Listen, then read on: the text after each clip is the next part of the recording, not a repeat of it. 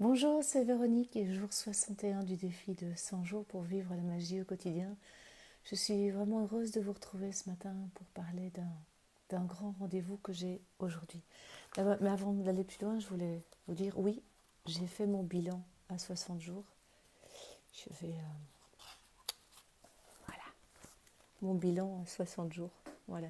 La petite fille en moi s'est bien amusée hier soir à bien voilà, mettre en mots, en couleurs, toutes les découvertes, tout ce que j'ai vécu pendant 60 jours, je pense que je ne mesure pas encore la portée. Bah, voilà, c'est juste énorme. Alors aujourd'hui, j'ai un grand rendez-vous, puisque jour 61, il est question de communiquer avec son âme. Vous savez, cette partie de nous, super lumineuse, qui a tout, euh, voilà, qui est brillante, qui est, oui, lumineuse. J'ai pas de meilleur mot que lumineuse, cette part très très lumineuse de nous dont on se coupe régulièrement. Eh bien, la proposition du jour, c'est de lui écrire une lettre. Alors, je ne vais pas faire ça maintenant, je ne vais pas faire ça là en direct.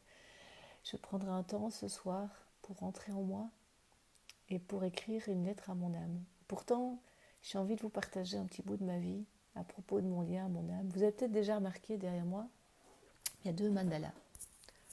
Voilà, celui qui est là, voilà, mon doigt pointe dessus.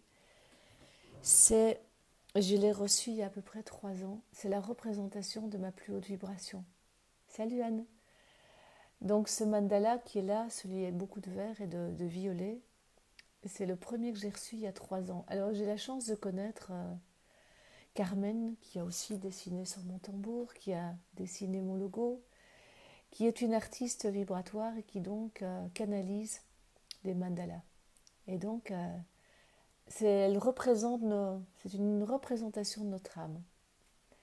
Et donc, ce premier mandala que j'ai là-bas, je connaissais Carmen, j'ai rencontré Carmen pour la première fois en janvier 2015 et elle dessinait déjà des mandalas, mais voilà, il ne m'attirait pas plus que ça. Et puis, je l'ai revue à cette époque, à peu près en septembre 2015, et puis de fil en aiguille, elle a, j'ai compris qu'elle dessinait maintenant des mandalas personnalisés et j'ai eu la chance de pouvoir en faire réaliser un. Bon, voilà, je vous passe le contexte dans lequel ça s'est passé, mais Carmen m'a fait le cadeau de ce mandala. Quand je l'ai reçu, ça devait être en novembre-décembre 2015. Moi qui suis d'une nature impatiente, j'arrivais pas à ouvrir l'enveloppe. Quand j'ai ouvert l'enveloppe, j'ai eu la nausée. Et ça monte. Ça monte à l'évocation de la nausée que j'ai eue. Parce que je ne pouvais pas recevoir ça. Je ne pouvais juste pas concevoir que ça, c'était moi. Et ma nature impatiente fait que ce mandala, j'en ai fait des copies, j'ai mis des copies partout. Enfin voilà, j'avais une copie sur mon téléphone, une copie à la tête de mon lit. Je voulais absolument entrer en lien avec ce mandala, comprendre ce qu'il avait à me dire. Eh bien, ce qu'il avait à me dire, c'est de gagner en patience. Parce qu'il s'est révélé à moi petit à petit. Petit à petit, j'ai découvert les détails, les subtilités, toute la beauté qu'il y avait, les détails cachés. C'est vraiment en prenant le temps d'entrer en lien avec lui que j'ai découvert ce qu'il avait à me dire. C'est pour ça que la lettre à mon âme, je veux vraiment prendre le temps ce soir de me poser, peut-être avec le mandala devant moi, avec ce premier mandala devant moi, pour l'écrire, je ne sais pas encore. Je verrai la forme que ça prendra. Alors, deuxième mandala, celui que vous voyez à peu près tous les jours. Carmen s'est rendue compte qu'en fait, elle pouvait aller un, un cran plus loin dans les mandalas, donc dessiner ce qu'elle appelle la deuxième profondeur. C'est-à-dire que repartant du cœur du mandala, elle va nous montrer, passer dans la matière, ce qu'il y a encore derrière. Celui-là, je l'ai reçu en décembre 2017. Quand j'ai ouvert l'enveloppe, les larmes sont montées, parce qu'il était l'incarnation exacte de ce qui m'anime, accompagner l'émergence de la lumière et le rayonnement de la joie. C'est vraiment ce qui m'habite. Bon, la découverte de cette phrase a été tout un cheminement. Je ne vais pas vous raconter tout ça maintenant, mais vraiment, d'ailleurs, cette phrase est inscrite dans mon tambour, elle est inscrite dans différents endroits. Accompagner l'émergence de la lumière et le rayonnement de la joie. Ça, c'est vraiment mon moteur. Et donc, ce mandala est la représentation de ce qui m'anime en profondeur. Voilà, donc c'est riche de tout ça que ce soir, je vais écrire une lettre à mon âme, riche aussi de la fleur que j'ai tirée ce matin, qui est verveine, qui est une fleur qui est la fleur des gens qui sont, comme moi, animés de quelque chose de très fort et qui ont envie de le rayonner. Et elle vient juste nous rappeler que ça ne sert à rien de vouloir convaincre la terre entière. Il y a juste à être et puis et laisser faire.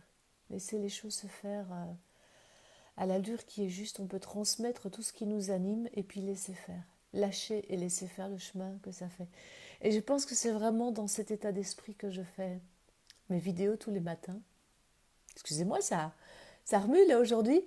Donc voilà, c'est animé par mes mandalas, animé par ce logo. Enfin, sur mon tambour, il y a une stylisation, ça se dit. Enfin bon, une version stylisée de mon logo. D'ailleurs, je vais vous le montrer. Je ne sais pas pourquoi. J'ai besoin de vous montrer.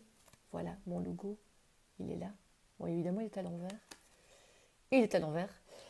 Il est là. Donc bref, voilà, c'est animé de accompagner l'énergie de verveine que j'ai envie de partager tout ça. Et dans le respect du rythme qui est profondément juste pour tout le monde, à commencer par moi. Donc ce soir ou ce week-end, suivant ma disponibilité de cœur et d'esprit, je vais justement entrer dans les pieds, dans le ventre, dans le cœur, et écrire une lettre à mon âme. Voilà, je vous invite, si vous me suivez depuis le début, à peut-être prendre ce temps de connexion, lâcher la tête et vraiment prendre le temps d'aller écouter et communiquer. Voilà, je vais vous quitter. J'ai des super nanas qui m'attendent à 9h30. Donc je vais me mettre en route. Prenez soin de vous. Et je vous retrouve avec beaucoup de plaisir demain très très tôt, parce que je commence journée très tôt demain, pour la suite de nos aventures. Je vous embrasse. À demain. Au revoir.